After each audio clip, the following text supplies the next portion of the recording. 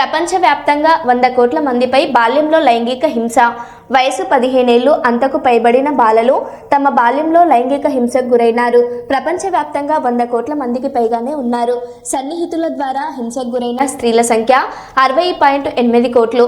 Global burden of disease study 2023ను విశ్లేషించి Lancet ఈ వివరాలను వెల్లడించింది. సన్నిహిత భాగస్వామి ద్వారా లైంగిక హింస సబ్ సహారన్ ఆఫ్రికా, దక్షిణాసియాలలో అత్యధికంగా కనిపించాయి.